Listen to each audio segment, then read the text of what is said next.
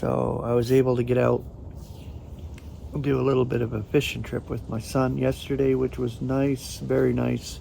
He's off for the summer, so get him out of the house instead of being downstairs on that video game or whatever he plays down there. And it was a nice little day trip out to Kananaskis country, which is close to the mountains here in Alberta. Just a beautiful area, really beautiful, quiet out there. There was a few people fishing, a few other people fishing, but it was just nice to get out with my son. He doesn't fish. He just went out with me just to enjoy the day. He didn't want to buy a license, he said, but just for one day, which I don't blame him. But I got a few fish, and we just enjoyed some time together, father-son time together, which was really necessary and good.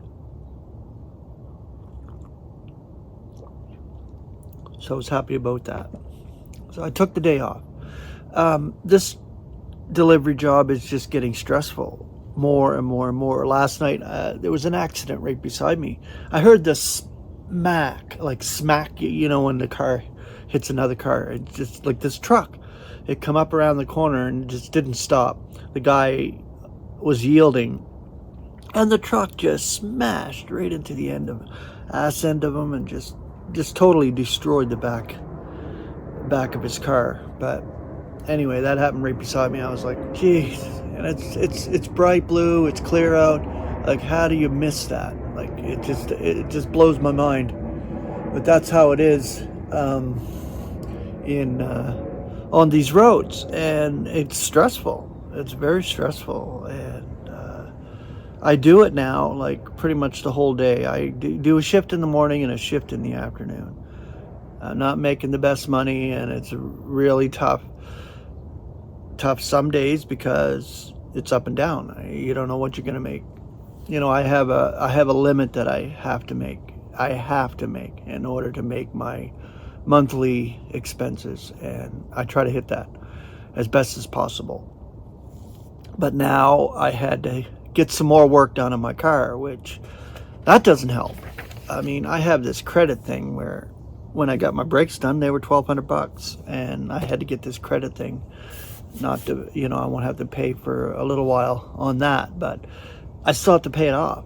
And then I had to get new tires in the front again, another wheel alignment, because the last time I did wheel alignment, they did it wrong. So I had to get it redone. So I did it at the shop that has this credit thing, because I can't afford to do that. So that was another like $500-600 on top of the $1,200 already for the brakes. So there you go. And this is more expenses on the vehicle because I use my vehicle for this job, for this delivery job, which is getting tougher and tougher. It's not easy to make what I make and try to survive. I keep telling you this because I'm just letting you know my situation and what I deal with all the time. Not as if, see, my wife has a specific protocol with her job, and she pays the household utilities and gets food and pays her half of the rent. I pay my half of the rent, and I pay my a couple of the bills in the house, but I'm paying for my car mostly, this is part of my job to use this vehicle and pay for it. So yeah, that's what's tough about it. So yeah, I don't need to go into a whole big spiel here about our expenses, but it's really rough, and it's getting rougher. Gas prices, they haven't gone down much at all, so that's another expense. So yeah, we're going through a little bit, but I try to take a day off when I can. So that was nice yesterday, being able to get out with my son and just taking a day off, just saying, fuck it, take a day off, fuck it. That's what I said to myself. I was like, whatever, I don't give a shit.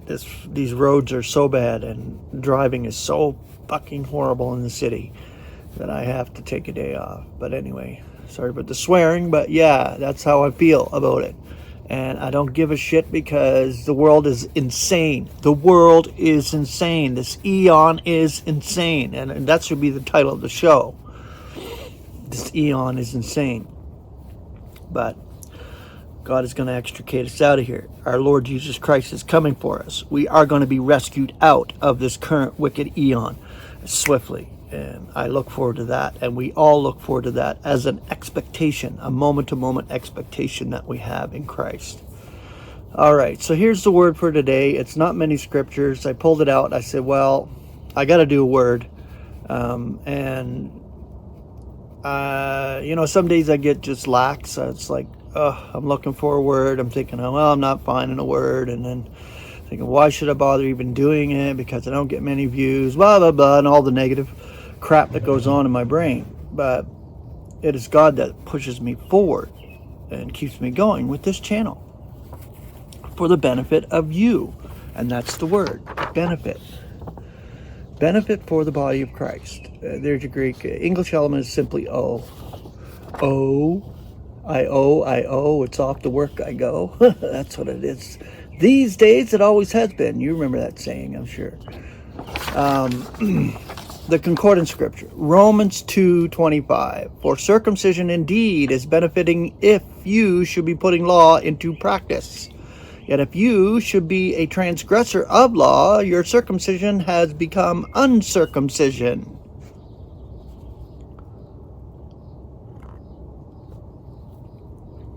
1 Corinthians 13:3.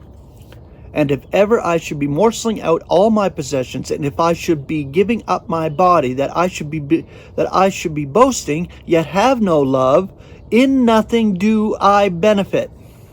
That should have been the last passage I shared with you.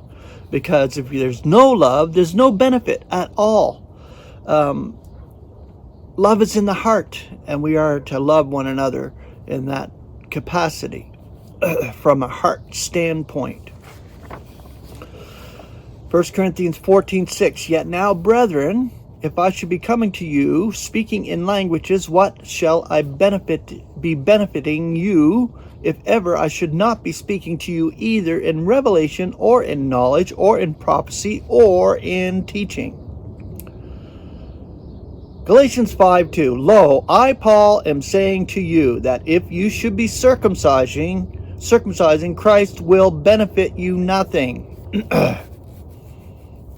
Romans 3:1. This is the final one. What then is the prerogative of the Jew? Or what benefit of circumcision?